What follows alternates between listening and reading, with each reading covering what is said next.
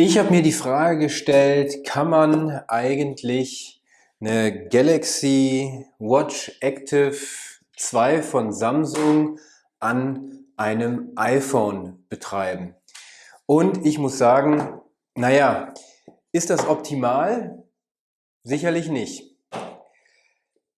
Ist eine Apple Watch, wie ich hier sie habe, besser? Ja. Kann man das trotzdem machen? Absolut. Und jetzt hier heute in dem Video will ich ein bisschen darüber sprechen, warum eine Samsung Galaxy Watch Active 2 am iPhone für dich vielleicht Sinn machen kann. Und ich wünsche dir viel Spaß mit diesem Video. Los geht's!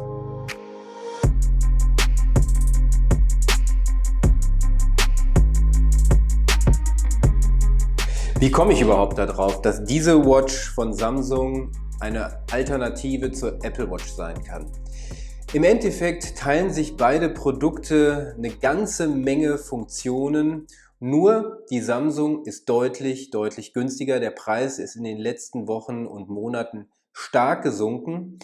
Ich habe in dieses Video verschiedene Sprungmarken zu den einzelnen Themen eingebaut. Wenn dich also manche Themen nicht interessieren, guck einfach unten hier in der Timeline, dann kannst du weiterspringen. Ich fange jetzt mal an und wir sprechen über die Haptik hiervon. Ja, die Samsung ist super verarbeitet, das muss man wirklich sagen. Also das Gerät hier hat ein Aluminiumgehäuse, auf der Rückseite ist Glas und die steht sozusagen in der Verarbeitung einer Apple Watch wirklich in nichts nach. Ich habe hier die 44 mm Variante. Ich würde sagen, wenn jemand sehr schmale Handgelenke hat, ich habe auch schmale Handgelenke, aber gerade Frauen sind dann nochmal deutlich schmaler unterwegs. Da ist die 44 mm Variante definitiv zu breit. Da würde ich eher die 40 mm Variante nehmen. Und die Uhr ist wasserdicht.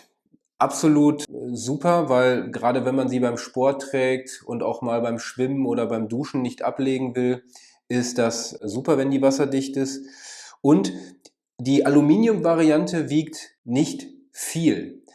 Die kommt nur auf ein paar Gramm und ist aus meiner Sicht daher auch ideal für den Sport zu gebrauchen, weil sie einfach wirklich nicht stört. Das Display muss man wirklich ausdrücklich loben. Das Ding ist knackscharf. Das OLED-Display zeigt wirklich hier die schwarzen Bereiche tiefschwarz an, sodass die Schrift gestochen scharf heraussticht. Und es hat dieses Always-On-Display.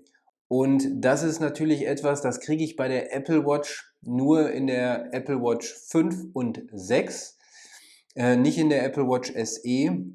Ist ein wirklicher Vorteil von dieser Uhr. Und Display muss man wirklich ausdrücklich loben. Mir gefällt es sehr gut. Kommen wir zum Akku.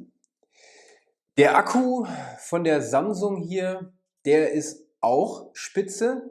Gerade im Zusammenspiel mit diesem Betriebssystem Tizen von Samsung ist wirklich sehr akkusparend. Also ich habe festgestellt, wenn ich die Uhr nachts ablege, dann ist das System praktisch aus. Also das hat eine Trageerkennung und dann verbraucht es wirklich so gut wie gar keinen Strom.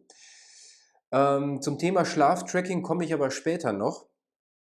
Ich würde mal sagen, mit der Uhr sind auf jeden Fall 2 Tage Akkulaufzeit drin. Ich habe hier die Apple Watch 4, die hat eine gute Akkulaufzeit, mit der komme ich auch knapp auf 2 Tage.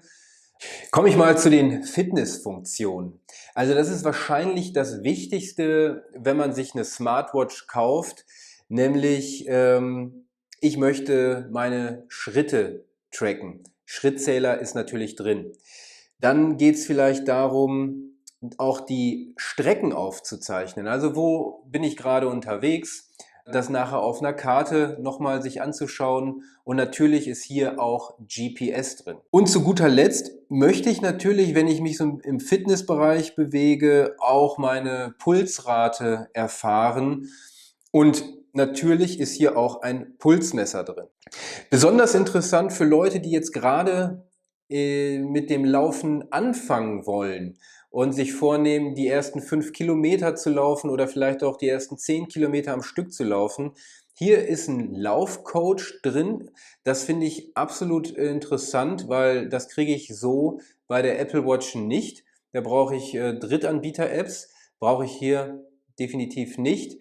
Und dieser Laufcoach, der funktioniert halt so, dass er den Puls misst und immer wenn ich zu langsam bin oder zu schnell bin, mir über Audiosignale schon mitteilt, mach langsamer, werd schneller und mich so optimal, ohne mich zu überanstrengen oder mich zu unterfordern, auf jeden Fall den Trainingsreiz so zu setzen, dass er optimal ist.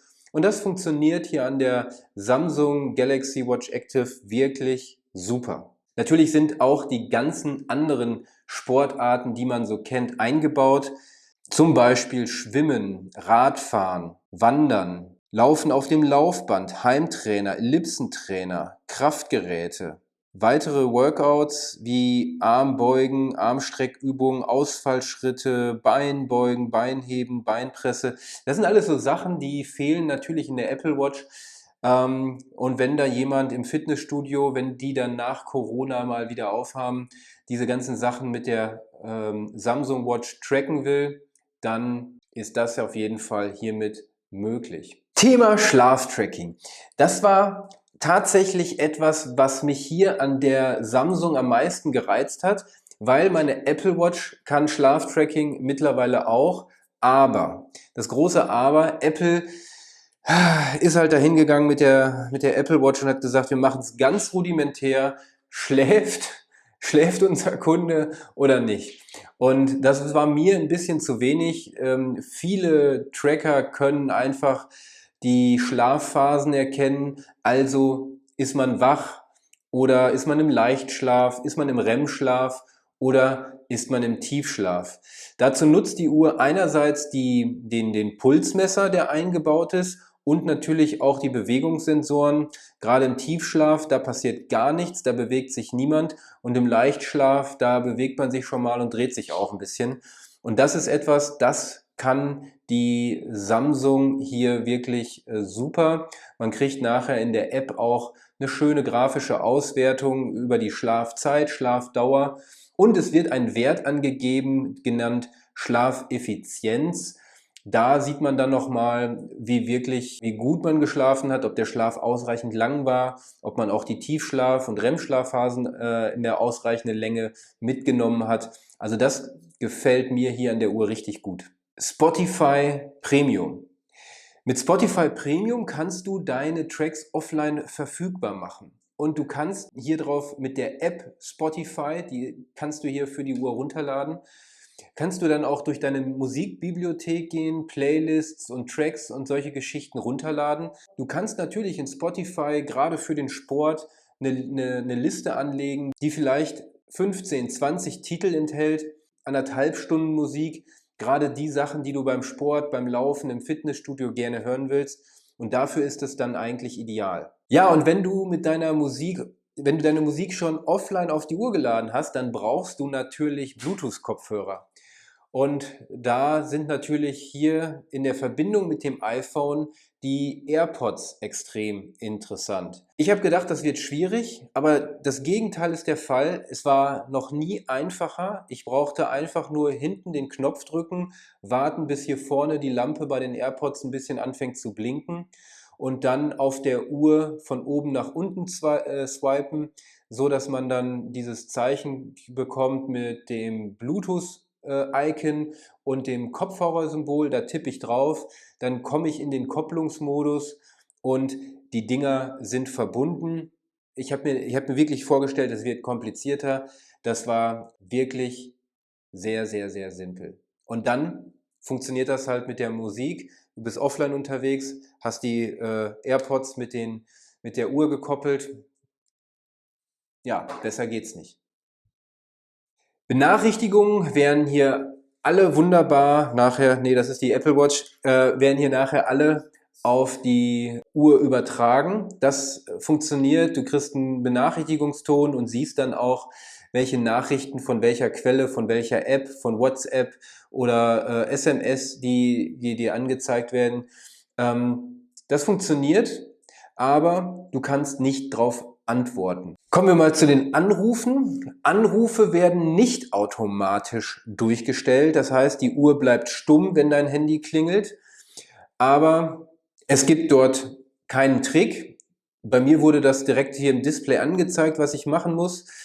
Man muss halt so ein paar Einstellungen treffen. Schlussendlich wird die Uhr dann noch als Bluetooth-Audiogerät in den Einstellungen in iOS festgelegt.